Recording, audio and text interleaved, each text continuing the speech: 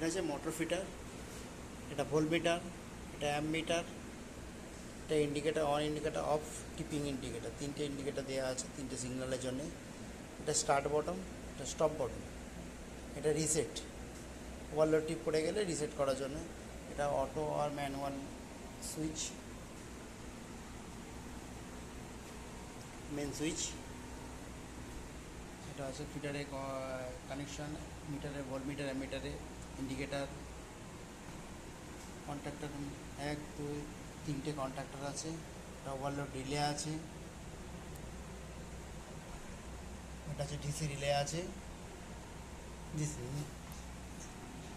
না AC relay আছে, ওটা এসি রিলে। টাইমার আছে, এমসিবি আছে 4টে, সিটি আছে, মেন সুইচ।